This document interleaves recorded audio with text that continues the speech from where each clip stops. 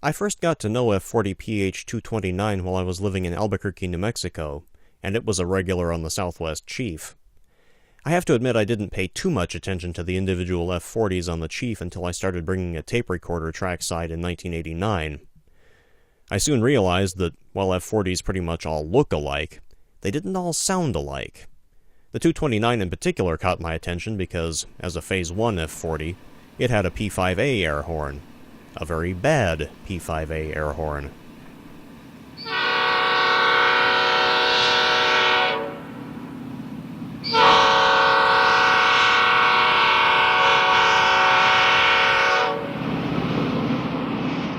I caught that raucous squawk on tape half a dozen times before I moved away from Albuquerque in 1991, and kinda lost touch with the 229. 7 years later, in September of 1998, I was down at the Jack London Square station in Oakland, California with my video camera, when who should come rolling in on a San Joaquin train but my old friend 229.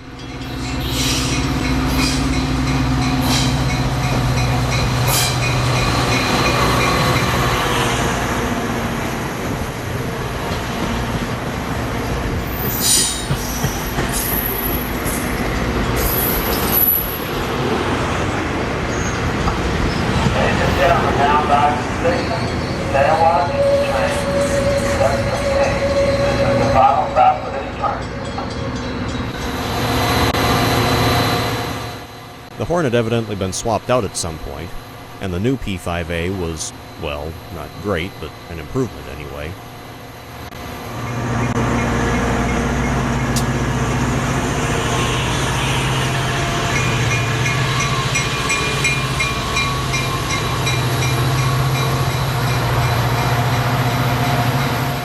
The 229 only stayed around Oakland for a few weeks that September, but I managed to catch it a few times coming and going on San Joaquin trains.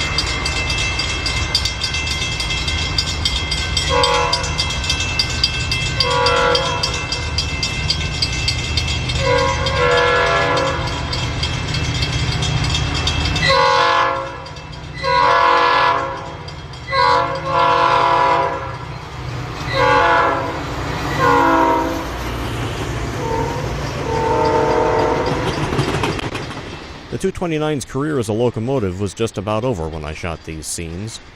In March 1999, it was rebuilt into non-powered control unit 90-229, a cabbage car.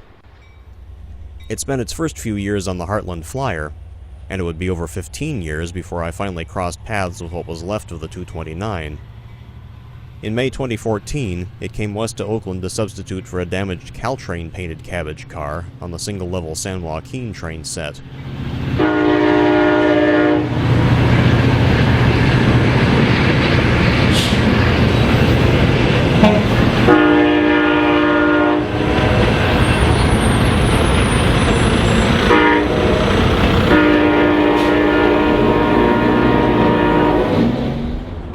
A lot had changed in 15 years. A new paint scheme, no more howling prime mover churning out HEP, not even a bad P5A. The 9229 now had a bad K5LA like everything else.